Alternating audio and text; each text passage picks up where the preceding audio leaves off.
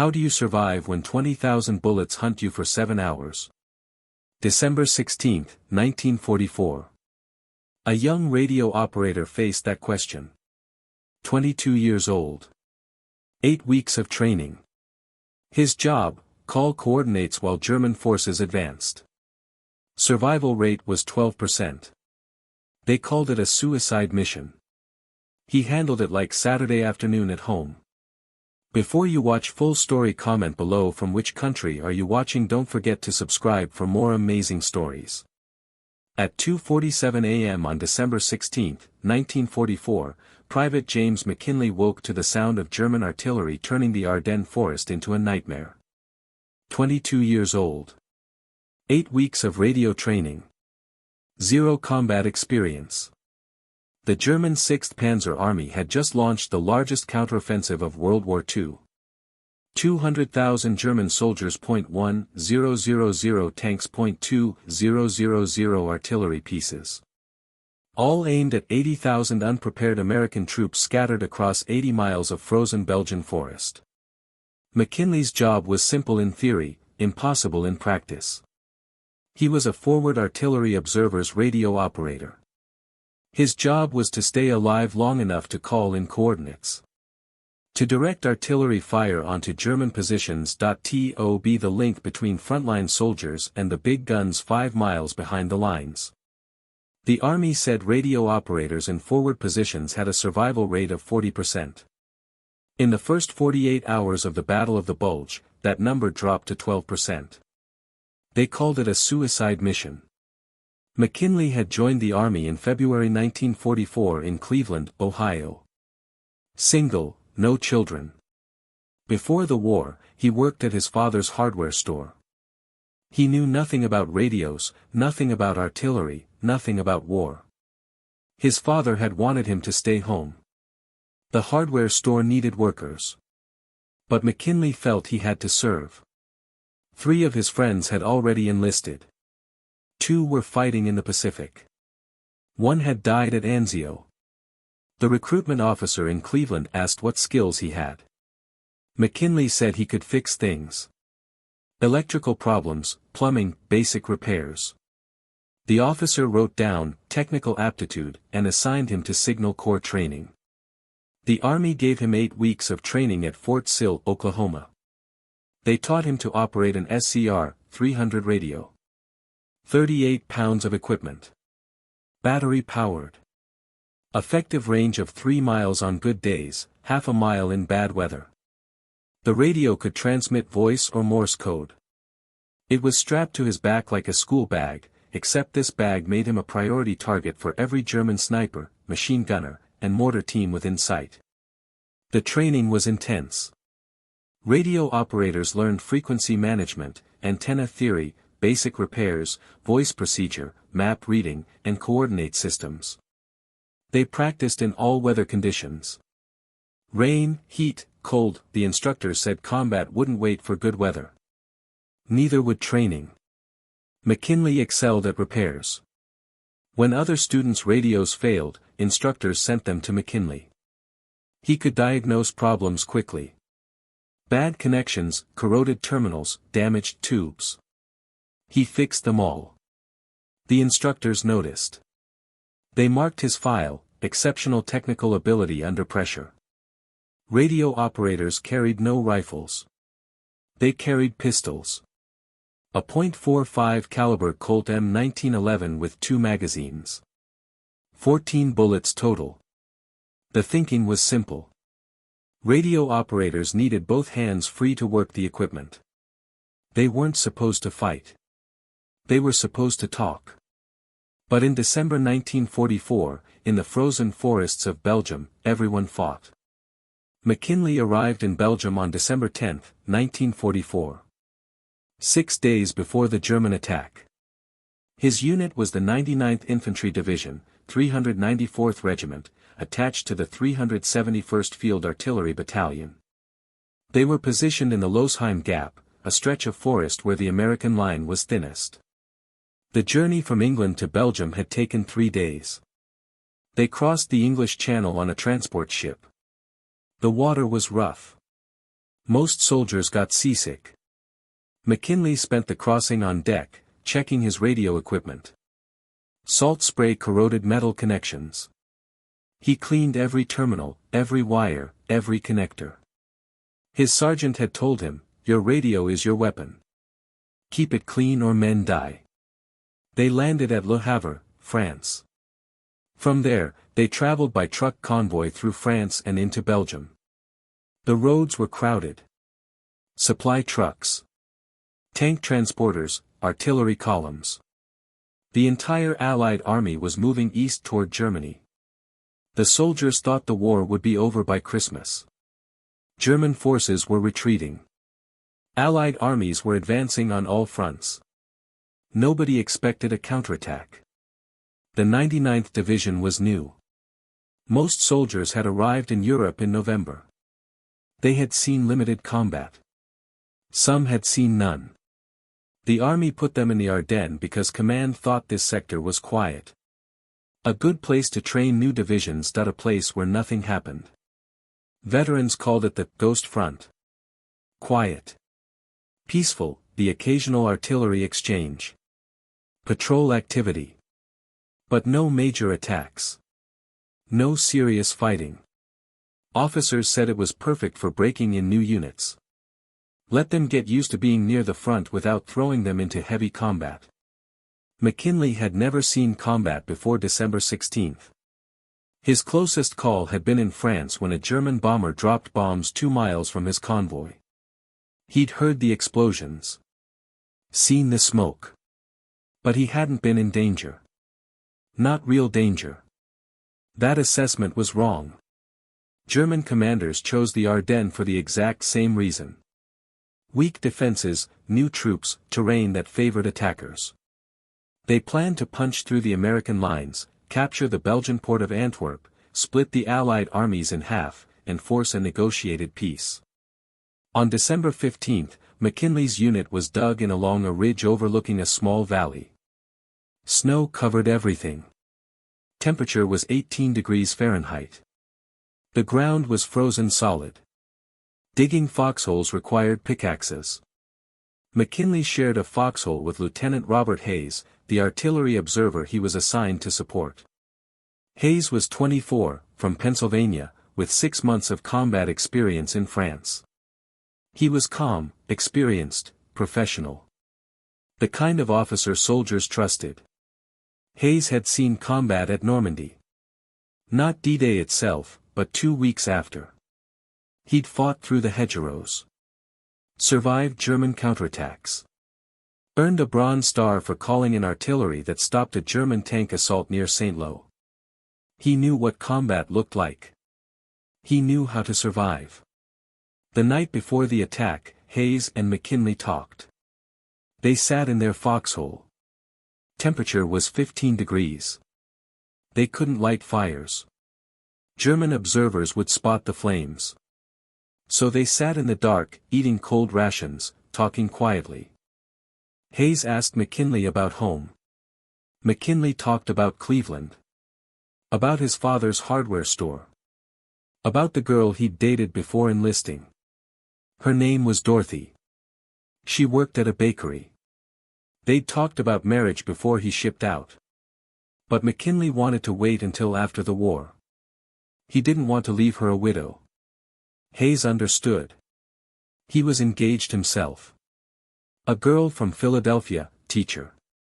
They'd planned to marry in 1943, but the war had delayed everything. Hayes carried her photograph in his jacket pocket. He showed it to McKinley.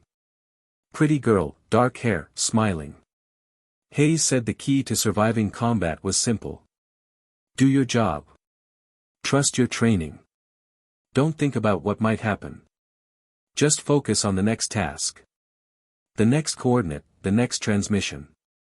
Break everything down into small pieces. Handle each piece as it comes. McKinley remembered that advice. It saved his life 6 hours later. Hayes explained the job. They would stay in this forward position, 400 yards ahead of the main American line. They would watch for German movement. When they spotted targets, Hayes would calculate coordinates. McKinley would radio those coordinates to the artillery batteries 5 miles behind them. The batteries would fire. Hayes would observe the impacts, adjust the coordinates, and McKinley would relay the corrections. Simple system, worked perfectly in training, worked adequately in normal combat conditions. But December 16, 1944 was not normal combat conditions. The German artillery barrage started at 5:30 a.m. McKinley had been asleep for less than 3 hours. The first shell landed 50 yards behind his foxhole. The explosion woke him. The second shell landed 30 yards to his left. The third shell landed 20 yards to his right. The Germans were walking artillery fire across the American positions. Systematic, methodical, deadly. Hayes grabbed his binoculars. McKinley grabbed the radio handset. They couldn't see anything. Smoke and snow and darkness blocked everything. But they could hear. German engines, hundreds of them, tanks, trucks, half-tracks, all moving toward American positions. At 5:45 a.m., German infantry emerged from the tree line 300 yards away. Hayes counted 200 men in the first wave. McKinley could see their shapes moving through the snow. Gray uniforms against white ground. They advanced in skirmish lines, 5 yards between each soldier. Hayes calculated coordinates. McKinley transmitted. Fire mission, infantry in the open, grid reference 847,293.200 enemy soldiers advancing north. The response came back in 12 seconds. Shot out. That meant the artillery batteries had fired. The shells would arrive in 40 seconds. Hayes watched through his binoculars. McKinley watched Hayes. The first salvo landed 100 yards short. Hayes adjusted. Add 100. Fire for effect. McKinley transmitted.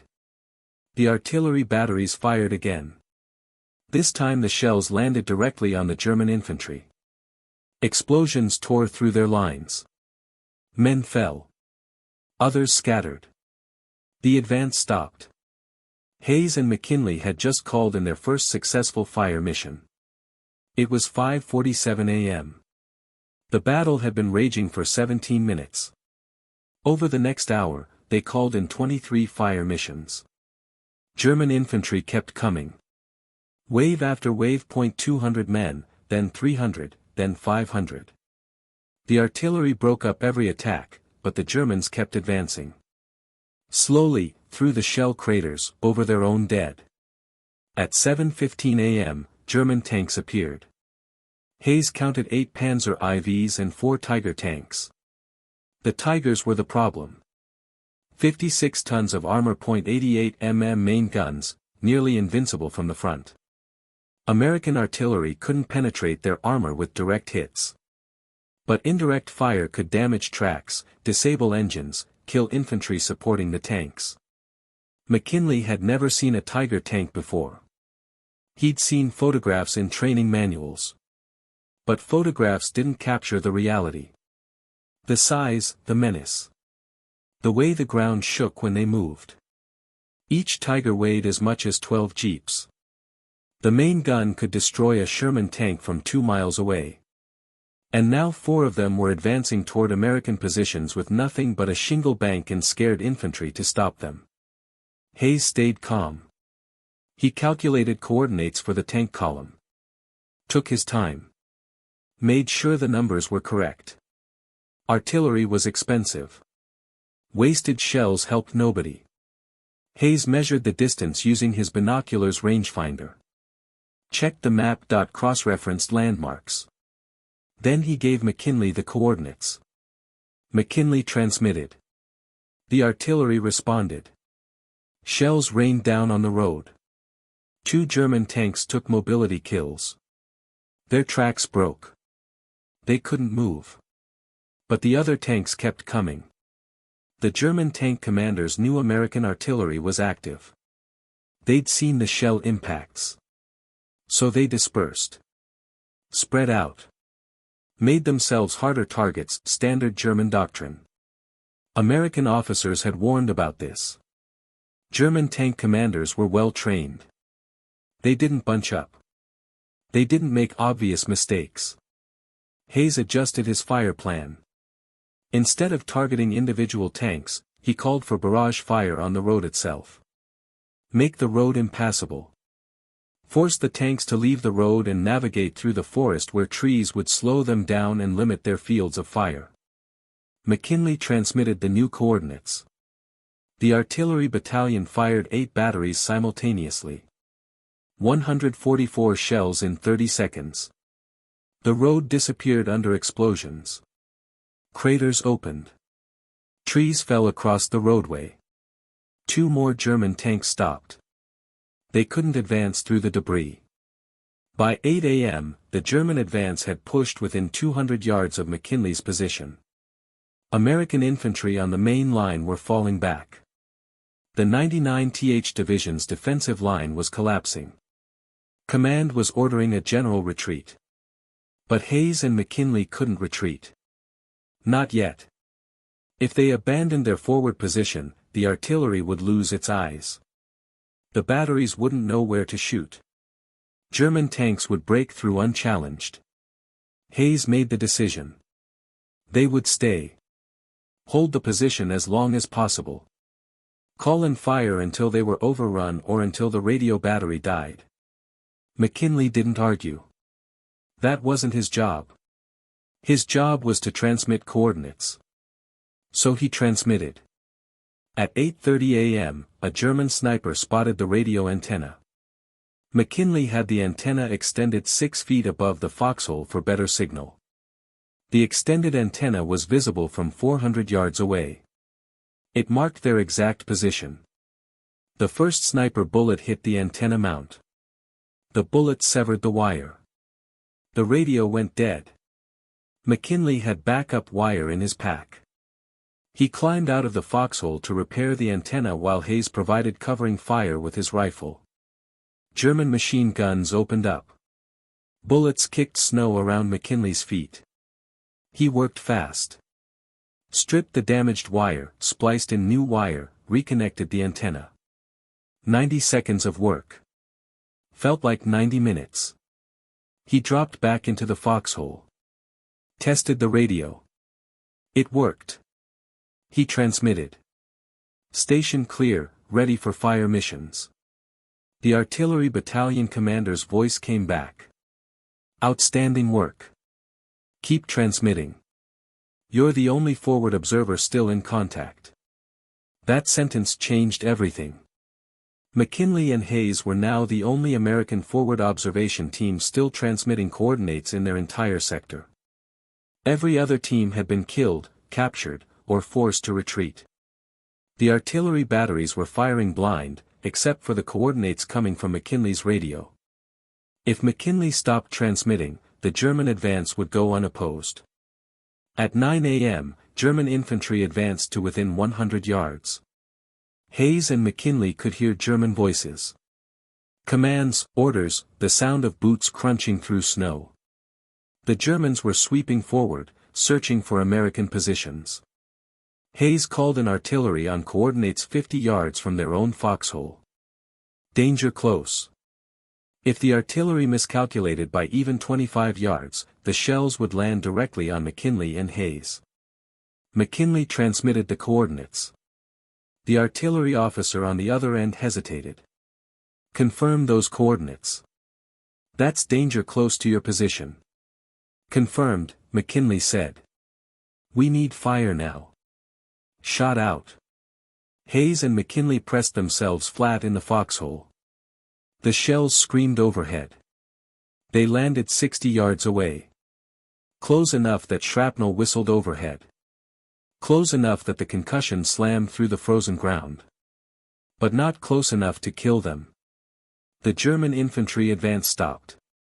15 men died in that barrage. The rest pulled back to regroup. At 9:30 a.m., the radio battery died. The SCR-300 ran on BA-70 batteries. Each battery lasted 4 hours under normal use. But continuous transmission drained them faster. McKinley had been transmitting non-stop for 4 hours. He had one backup battery. He swapped it in. Tested the radio. It worked. But this was his last battery. When this one died, the radio died. And when the radio died, the artillery went silent. At 10 a.m., German artillery zeroed in on their position. Forward observers had spotted the radio antenna. They called in coordinates. German 105 mm howitzers started dropping shells in a pattern around the foxhole. 100 yards north, point 100 yards south, point 100 yards east, point 100 yards west. The Germans were bracketing the position, walking shells closer with each salvo. Hayes looked at McKinley. They know we're here. Next salvo lands on us. McKinley nodded. He understood the mathematics. German artillery observers were adjusting fire. Systematic, professional, the next salvo would land within 25 yards. The salvo after that would land directly on the foxhole.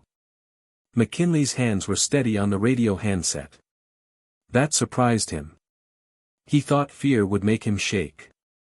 But his training had taken over. Muscle memory. Repetition. The instructors at Fort Sill had drilled proper radio procedure into every student. Speak clearly. Repeat coordinates. Confirm transmissions.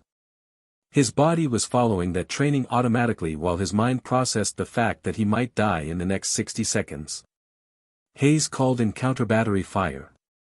Artillery targeting artillery. McKinley transmitted the coordinates of the German gun positions based on the incoming shell trajectories. American artillery responded. Shells rained down on the German howitzers 2 miles behind enemy lines. The German artillery stopped. Temporarily. The American counter-battery fire had suppressed them. Killed some crews, forced others to relocate. It bought Hayes and McKinley 20 more minutes. At 10:45 a.m., American infantry from the main line started retreating past their position. Soldiers stumbled through the snow. Some were wounded.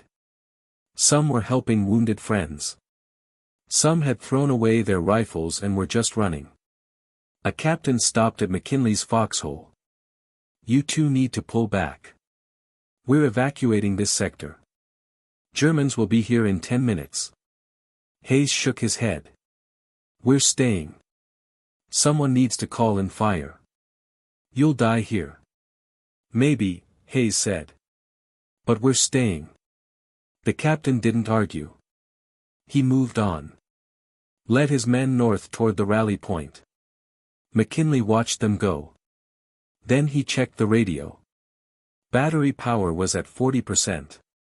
Maybe 90 minutes of transmission time left. After that, nothing. At 11 a.m., German tanks broke through the American line 400 yards to the west. McKinley could see them. 4 Panzer IVs moving along a forest road. Infantry following behind them. 50 men, maybe 60. Hayes calculated coordinates. McKinley transmitted. The artillery responded with a time-on-target mission. 6 batteries firing simultaneously. .108 shells arriving at the same moment. The barrage destroyed 2 German tanks. Killed most of the infantry. The surviving tanks reversed and withdrew. But more tanks were coming. McKinley could hear them. The sound of diesel engines and metal tracks echoed through the forest. At 11:30 a.m., the second radio battery dropped to 20%. McKinley calculated he had maybe 45 minutes of transmission time remaining.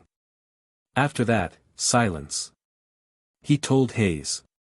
Hayes looked at him. Then we make every transmission count. Hayes was calm. That helped McKinley stay calm. Leadership worked like that. Officers set the tone. If Hayes panicked, McKinley would panic. But Hayes treated the situation like a training exercise. Methodical, professional, focused on the mission. McKinley had served with 3 other artillery observers before Hayes. 2 had been transferred. 1 had been killed by a German sniper in France. Hayes was the best. He calculated coordinates faster than anyone McKinley had seen. He stayed calm under fire. He never wasted words on the radio. Every transmission was precise, clear, necessary. That precision saved lives. Artillery was expensive. Every shell cost money. More importantly, every shell took time to produce, transport, and deliver to the batteries. Wasted shells meant less fire support available for other units. Hayes never wasted shells. His coordinates were accurate. His adjustments were minimal. The artillery battalion commander had personally commended Hayes twice for efficient fire direction. Over the next 30 minutes, they called in 14 more fire missions. German infantry, German tanks, German assembly areas, German supply columns. Every target Hayes could identify, McKinley transmitted. The artillery batteries fired continuously. Shell after shell. The German advance in their sector slowed. Stopped, pulled back to regroup. At 12 o'clock noon, the radio died. The battery was completely drained. McKinley tried to restart it. Nothing. He checked all connections. Everything was intact. The battery was just dead. Hayes looked at the silent radio. Then he looked at McKinley. Good work. We're done here. Time to pull back. But McKinley wasn't done. He pulled out the battery from his flashlight. It was a smaller battery. Wrong voltage, wrong connector. But it was power. This was the moment that separated trained soldiers from exceptional ones. Most radio operators would have accepted the dead battery as mission end. They had done their job. 7 hours of continuous transmission. 47 fire missions. Nobody could ask for more. But McKinley remembered something from training.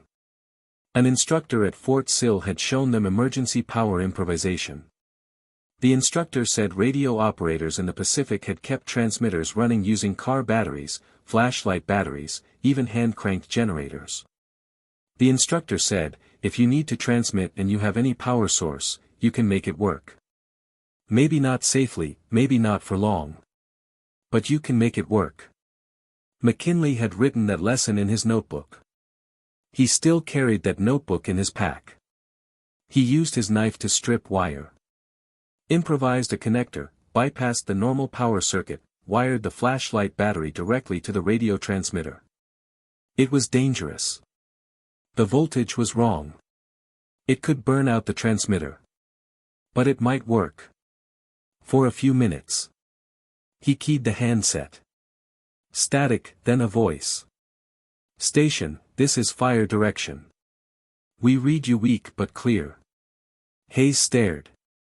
How did you? Don't know if it'll last, McKinley said. But we have transmission.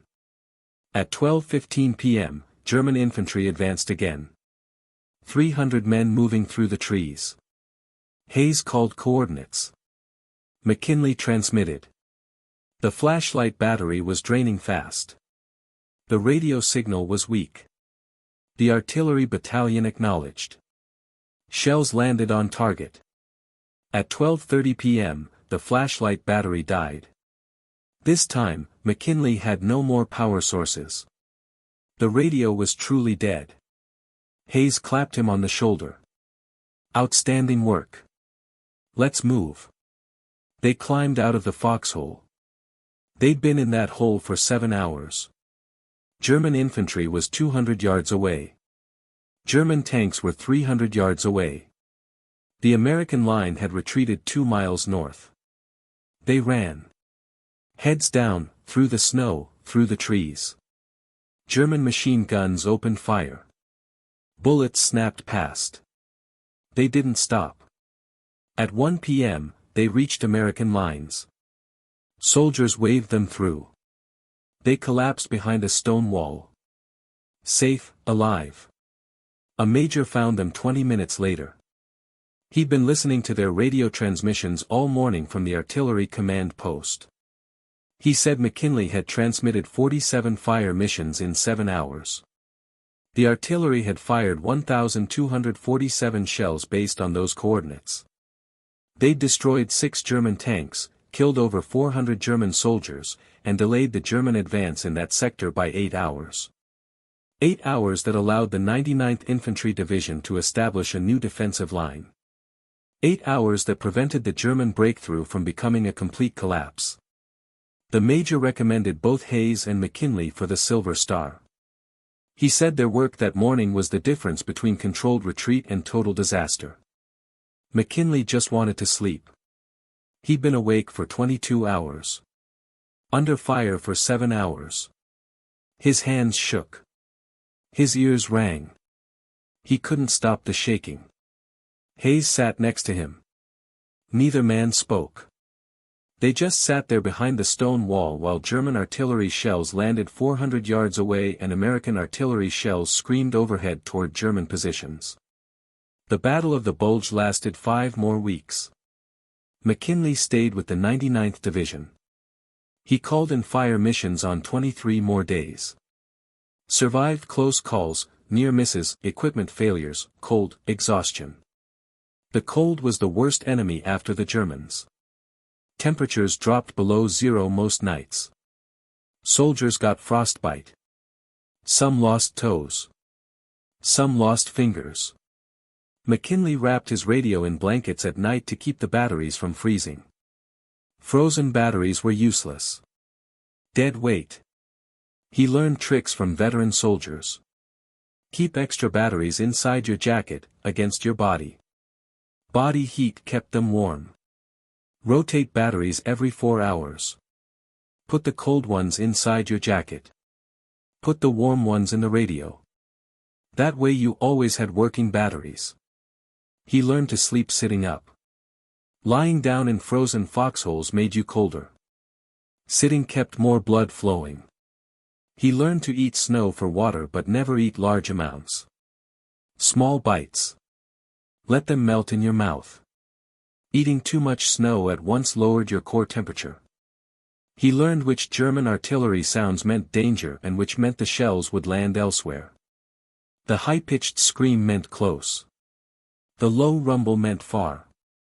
Experienced soldiers could tell where shells would land just from the sound. McKinley developed that skill by January. On Christmas Day 1944, McKinley was in a foxhole near Elsenborn Ridge. No fighting that day. Both sides paused. Unofficial truce. Soldiers on both sides were exhausted. The German offensive had stalled. American reinforcements had arrived. The line had stabilized. McKinley ate a cold sea ration for Christmas dinner. Beef stew. Canned peaches, hard crackers. He thought about home. About his family sitting around the dinner table. Turkey. Mashed potatoes. His mother's apple pie. He wondered if Dorothy still thought about him. He hadn't received mail in 3 weeks. The German offensive had disrupted supply lines. Hayes shared a chocolate bar. Army issue. Bitter. But it was chocolate. They sat in silence. Watched snow fall. Neither man spoke about what would happen after Christmas. They both knew. More fighting, more cold, more danger. On January 25, 1945, the German offensive collapsed. The Bulge was eliminated. The American line was restored. The Germans had lost 100,000 men, 800 tanks, and their last chance to change the course of the war. McKinley was awarded the Silver Star on February 12, 1945. The citation praised his courage under fire, his technical skill in keeping his radio operational under impossible conditions, and his refusal to abandon his position when ordered to retreat. Hayes was awarded the Silver Star the same day. Their citations were nearly identical. After the war, McKinley returned to Cleveland. Went back to working in his father's hardware store. He married. Had 3 children, lived quietly. The transition from combat to civilian life was difficult. The first month back, he jumped at loud noises. Car backfires. Doors slamming, thunder. His wife noticed but didn't press. She gave him space. Time. He started working at the hardware store in April 1945. His father put him in charge of the electrical repair section. McKinley was good at it. Customers brought broken radios, toasters, lamps. He fixed them all. The work was satisfying. Peaceful. Nobody shot at him while he repaired radios.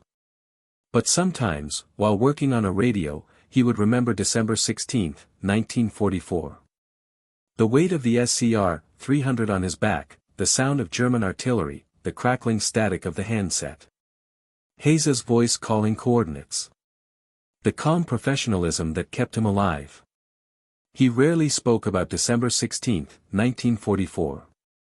His son asked him about it once in the 1970s. Asked what it was like to be in a forward observation post while German tanks advanced. McKinley said it was like being on a very loud telephone call where people were trying to kill you while you talked. You just focused on the transmission. On getting the coordinates right. On keeping the radio working. You didn't think about the danger. Thinking about danger didn't help. Thinking about the next transmission helped. His son said that sounded terrifying. McKinley said it was. But the job needed doing. Someone had to call in the coordinates. Someone had to be the link between the frontline soldiers and the artillery batteries.